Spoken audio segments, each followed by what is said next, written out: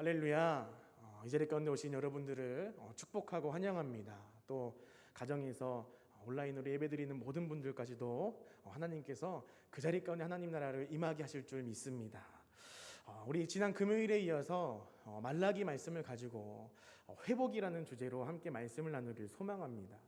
지난 시간에는 하나님께서 이스라엘 백성들을 너무나 사랑하신다는 말씀을 하시면서 이 사랑의 회복을 말씀하셨다면은 오늘 말씀도 정말 중요한 회복의 말씀을 가지고 있습니다. 그것이 무엇이냐? 바로 예배 회복을 말씀하고 있습니다.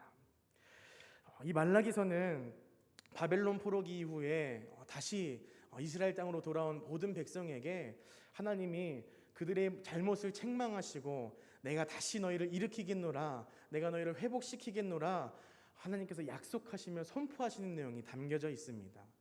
사실 이 말라기에 나오는 모든 회복의 역사는 신약 성경까지 이어져서 예수 그리스도를 통해서 온전하게 이루어짐을 우리가 바라볼 수 있습니다. 이 말라기의 구성은 처음에 하나님의 사랑의 메시지가 담겨 있고 그 다음에 경고와 심판에 대한 선포가 있고요. 그 다음에 하나님의 구원의 약속이 적혀 있습니다.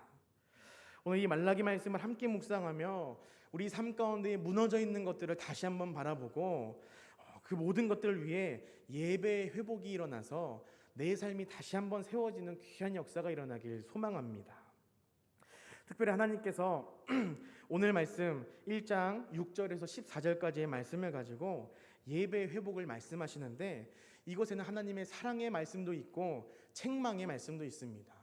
바라고 하는 것은 우리가 그 하나님의 말씀을 하나님의 말씀으로 받아서 온전하게 우리의 삶을 돌아보고 주님의 말씀으로 다시 한번 돌아오는 귀한 역사가 있길 소망합니다.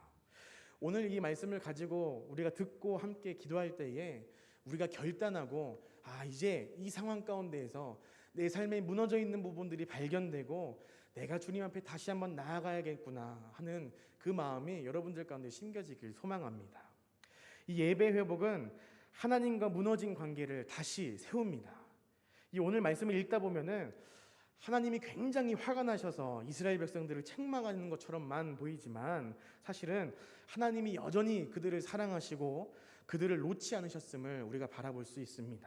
6절 말씀을 보면 내 이름을 멸시하는 제사장들아 나 만군의 여호와가 너희에게 이르기를 아들은 그 아버지를 종은 그 주인을 공경하나니 내가 아버지일진데 나를 공경함이 어디 있느냐라고 말씀하십니다. 사실은 굉장히 많이 혼나는 것 같은 말씀이지만 하나님께서 이스라엘 백성들에게 이 말씀을 주시면서 내가 너희의 아버지임을, 내가 너희를 자녀 삼음을 다시 한번 확인시켜주는 귀한 말씀이라는 것입니다. 하나님은 우리를 이 상하관계의 종과 주인으로서의 관계가 아니라 아들과 아버지의 관계로서 우리를 사랑하신다는 것을 이 말씀을 통해서 우리가 알 수 있다는 것입니다. 이 하나님의 책망은 우리를 너무나 사랑하시어서 내가 너희를 자녀 삼았고 내가 너희를 놓을 수 없어서 내가 너희를 책망하고 다시 한번 돌아오라 하는 이 말씀을 우리 가운데 주시는 것인데 우리가 이 하나님의 책망의 말씀을 사랑의 음성으로 듣길 소망합니다. 하나님 우리의 아버지 되시고 하나님은 우리를 놓지 않으십니다. 절대 우리를 고아와 같이 두지 않으시며 우리가 다시 한번 회복될 때까지 하나님께서는 끊임없이 우리의 마음의 문을 두드리시고 우리에게 말씀하실 것입니다. 하나님은 우리의 관계를 이렇게 두 가지로 표현합니다. 아버지와 아들 그리고 종과 주인의 관계입니다. 하나님은 이 관계를 통하여서 우리의 위치를 알려주시고 우리가 어느 위치에 서 있어야 하는지도 말씀해 주십니다. 우리는 하나님 앞에 종과 주인의 관계로서 언제나 두렵고 떨리는 마음으로 주님 앞에 서야 되는 것이 맞습니다. 그러나 우리가 하나님을 두려워만 하고 무서워만 하는 것이 아니라 주님은 우리의 아버지가 되셔서 주님은 나를 절대 놓지 않으시고 내가 잘못을 저질렀어도 나를 용서하시며 분명히 나를 회복시켜 주실 것을 믿고 나아갈 수 있는 그런 귀한 관계임을 우리가 다시 한번 마음에 새겼으면 좋겠습니다. 그래서 우리가 이스라엘 백성들의 잘못된 그 죄와 그 모든 것들을 책망하시지만 진정으로 그들의 예배가 회복돼서 하나님과의 관계를 다시 세워질 수 있도록 주님께서 그들에게 말씀하심을 바라보면서 우리 삶 가운데 무너져 있는 부분을 우리가 다시 한번 바라보면서 하나님이 우리 삶의 이 무너진 부분, 하나님과의 관계가 끊어졌던 부분들을 다시 한번 생각나게 해주시고 이것을 집중하게 하시는구나 라고 우리가 생각할 수 있는 것입니다. 주님이 우리의 아버지이기 때문에 가능한 것입니다. 그 누구도 우리 가운데 간섭할 수 없지만 하나님이 우리의 진정한 아버지 되시기 때문에 이 사랑의 책망이 가능하다는 것입니다.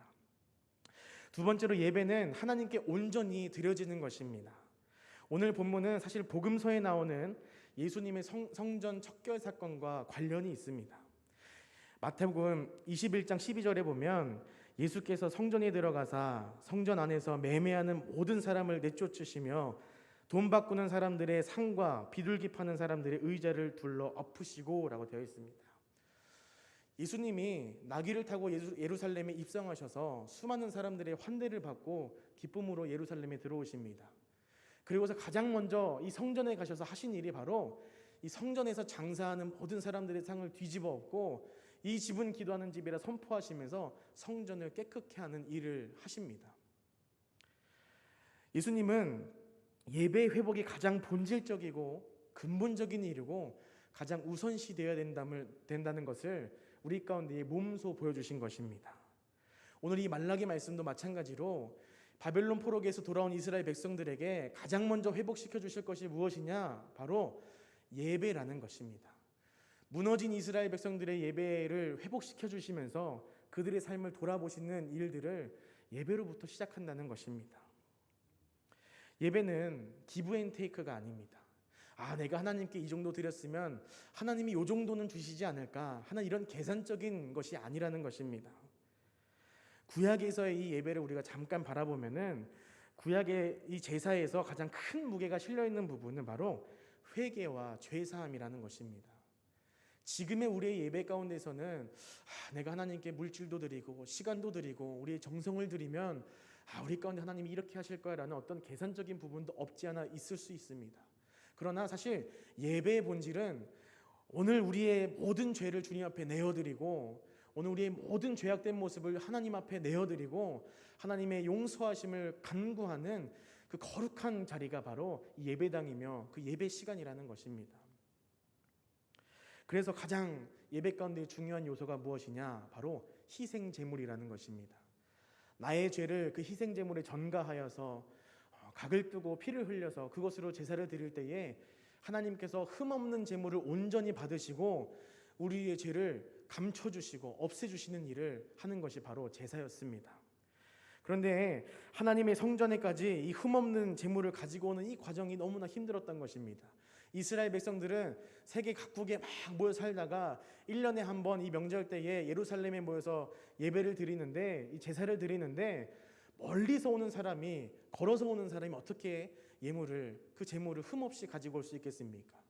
그래서 이 이스라엘 성전에 자연스럽게 생긴 것이 무엇이냐? 바로 그 제물을 대신 파는 사람이 있었고요. 세계 각국에 돈이 있다 보니까 환전상이 생기고요. 그리고 원래부터 있었던 이 성전 미문 앞에서 그 제물을 검사하는 검수관이 있었습니다. 그런데 오늘 이 말라기 말씀에도 그렇고 예수님이 그 성전에 있는 모든 것들을 깨끗게 하시면서 바라본 것이 무엇이냐? 모든 것이 헛되고 헛된 그리고 흠이 있는 제물만 파는 거룩하지 못한 더러운 것들만 있었기 때문에 예수님도 이 말라기서에서도 이렇게 하나님이 예배의 회복과 그 제물에 대해서 말씀하시는 것입니다. 이 성전 앞에 제물을 검사하는 검수관들이 있었지만 하나님 앞에 이 예물은 드려도 됩니다, 이 예물을 드리면 안 됩니다 하는 검수관까지 있었지만 그럼에도 불구하고 흠이 가득한 제물로 예배를 드렸다는 것, 이 싼 값에 말도 안 되는 제물을 팔고 또 그것을 사서 하나님께 형식적으로만 예배드리는 생활이 엄청난 기간 동안 이어졌다는 것입니다. 오늘 이 말라기서에서도 그 말씀이 이어지지만 또 신약 성경에 가서도까지 이 문제가 해결되지 않은 것을 볼 수 있습니다. 하나님은 이 말라기서의 예배 회복을 말씀하시면서 사실은 그것이 예수 그리스도를 통하여서 완성될 것이다 라는 이 예언의 말씀을 우리 가운데 하시는 것입니다. 8절 말씀에 보면 우리가 어떤 제물을 드렸다고 볼 수 있습니까? 바로 눈먼 것, 저는 것, 그리고 병든 것을 하나님 앞에 드렸다고 되어 있습니다. 우리가 다시 한번 마음에 새기기는 우리가 가장 소중한 것, 가장 좋은 것을 주님 앞에 드릴 수 있는 예배자가 되어야 됨을 고백할 수 있어야 됩니다. 하나님이 받으시는 예배는 우리가 거룩하게 구별하여서 드리는 그 제물 가운데에 그 예물 가운데 주님께서 임하시는 것입니다. 단순히 이것은 예물을 많이 드리고 적게 드리고를 떠나서 우리의 마음의 중심이 어디에 있느냐를 주님께서 보신다는 것입니다. 사랑하는 여러분, 우리가 이 예배 회복을 바라볼 때에 그동안 우리가 주님 앞에 드렸던 그 모든 것들을 함께 생각하며 다시 한번 마음을 되새기길 소망합니다. 주님 앞에 구별하여서 거룩하게 드리는 것이 하나님이 받으시는 예배인 줄로 믿습니다. 단순히 헌금을 많이 하고 헌금에 신경 써서 하는 것, 남에게 보여주기식의 그런 헌금이 아니라 내 마음 깊은 곳에서 주님을 사랑하여서 하나님 나라를 위하여서 주님의 복된 이 성전을 위하여서 드리는 이 헌금이야말로 하나님이 받으시고 하나님이 원하시고 하나님이 그 물질 위에 그 드리는 마음 위에 임하신다는 것을 기억했으면 좋겠습니다. 더 중요한 문제는 이스라엘 백성들이 이렇게 예배하면서 하나님께 은혜와 축복을 간구만 했다는 것입니다. 우리 9절 말씀을 읽어보면 이렇게 나와 있습니다. 만군의 여호와가 이르노라 너희는 다 하나님께 은혜를 구하면서 우리를 불쌍히 여기소서 하여 보라 너희가 이같이 행하였으니 내가 너희 중 하나인들 받겠느냐라고 말씀하십니다. 이스라엘 백성들은 하나님 앞에 흠이 가득한 물질만 드리면서 눈먼 것, 저는 것, 병든 것만 드리면서 하나님께 구하는 것이 무엇입니까? 바로 하나님 우리를 축복하소서, 하나님 우리에게 은혜를 주시옵소서, 본인들이 원하는 것만 간구하고 있다는 것입니다. 이렇게 예배의 본질을 잃어버리고 하나님을 무슨 무당 찾듯이 찾는 이런 예배가 그때 당시에 팽배했다는 것을 하나님은 지적하고 계신다는 것입니다. 사랑하는 여러분, 우리의 마음은 어떻습니까? 우리의 예배의 자세는 어떻습니까? 중심은 없고 형태만 남아있는 예배, 버릇처럼 주일날, 수요일날, 금요일날 드리는 예배, 껍데기만 남아있는 예배를 드리진 않습니까? 우리가 다시 한번 우리의 삶을 되돌아보며 나아갈 때에 나를 정죄하고 미워하는 것이 아니라 이제는 다시 한번 주님 앞에 돌아가는 귀한 일이 됐으면 좋겠습니다. 이제는 우리의 예배가 다시 한번 회복되고 하나님께 온전히 드려지는 이 한국교회의 모델이 되는 교회가 되길 소망합니다. 이 모습은 하나님을 마치 무당 찾듯이 찾는 이런 어리석은 모습을 이스라엘 백성들 통해 볼 수 있습니다. 예배의 본질은 우리의 죄사함과 새 생명을 허락하신 주님께 감사하는 것이지 하나님의 축복을 우리가 계산하여서 받는 것이 아니라는 것입니다. 우리가 주님의 마음을 감동케 하면 주님께서는 우리 가운데에 차고 넘치도록 주시는 분이십니다. 우리가 주님의 기쁨이 되면 우리의 마음의 중심이 하나님께로 향해 있으면 주님은 우리 삶 가운데의 모든 부족함과 모자람과 우리의 필요를 아시고 차고 넘치도록 주시는 분이 우리의 아버지 되신 하나님인 줄로 믿습니다. 축복을 받기 위해 예배를 드리는 것이 아니라 죽어야만 하는 우리를 다시 한번 살려주시고 오늘도 이 자리 가운데에 불러 모아주셔서 이 말씀을 듣게 하신 주님께 감사하는 예배자가 되어야 된다는 것을 말하고 있습니다. 11절 말씀에 중간에 이렇게 나와 있습니다. 이방 민족 중에서 내 이름이 크게 될 것이라 각 처에서 내 이름을 위하여 분향하여 깨끗한 제물을 드리리니 이는 내 이름이 이방 민족 중에서 크게 될 것임이라. 이 전의 말씀에도 마찬가지지만 하나님은 계속 이방 민족에게 나의 역사가 일어나고 이방 민족들에게도 내 사랑이 임하고 이방 민족들이 구원받는 일이 일어날 것이라는 것을 우리 말라기서 1장을 통해서 2번씩이나 말씀하고 있습니다. 이 말은 무엇이냐?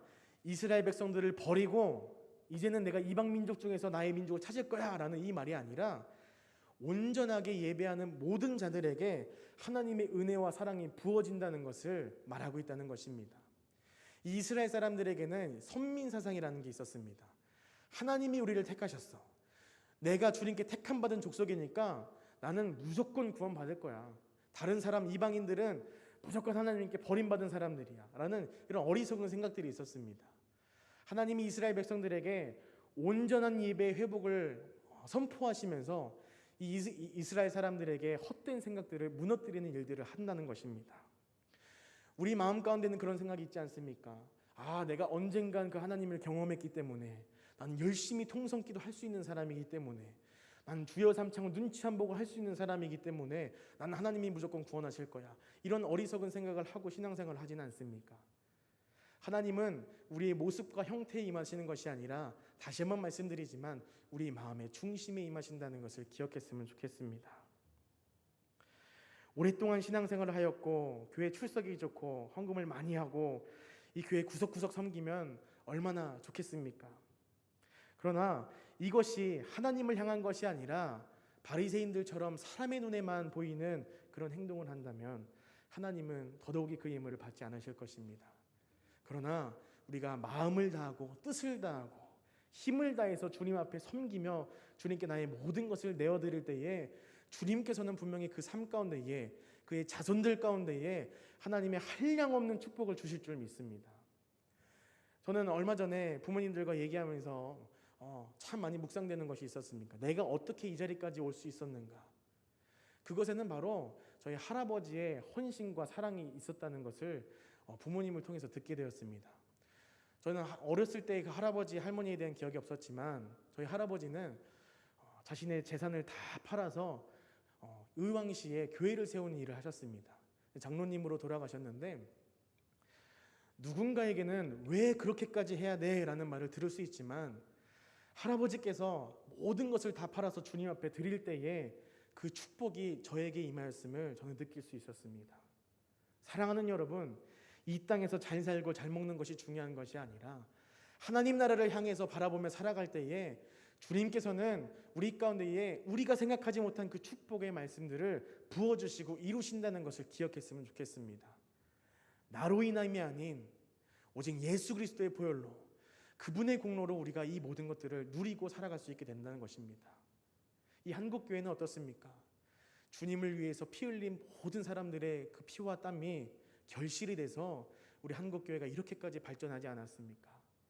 바라고 하는 것은 문제 앞에 직면해 있는 우리가 다시 한번 이 예배의 회복을 간구하며 주님 앞에 우리의 삶을 내어드릴 때에 하나님께서 다시 한번 우리 교회를, 우리 가정을, 이 한국교회를 일으키실 줄 믿습니다. 우리가 오늘 이 시간 그것을 위해서 함께 기도하며 나가길 소망합니다. 우리가 이 모든 문제를 하나님 앞에 해결받고 우리의 모든 죄의 문제를 해결하기 위해서는 반드시 우리가 하나님 앞에 드릴 수 있는 최고의 것을 드려야 된다는 것입니다. 우리가 우리의 모든 것을 주님 앞에 내어놓을 때에 주님이 우리의 삶을 책임져 주시고 인도하시고 우리의 부족함과 필요를 채우시고 차고 넘치게 하실 줄 믿습니다. 저는 아무것도 가진 게 없습니다. 저는 아무것도 할 수 있는 것이 없었습니다. 그러나 내 삶을 던져서 주님 앞에 향했을 때에 주님께서 필요한 모든 것을 때마다 채우시고 가장 좋을 때에 가장 좋은 것으로 저에게 허락하셨음을 우리가 느낄 수 있습니다. 사랑하는 여러분, 이 말씀을 마치길 소망합니다. 우리의 마음의 중심이 온전히 주님께 향해 있길 소망합니다.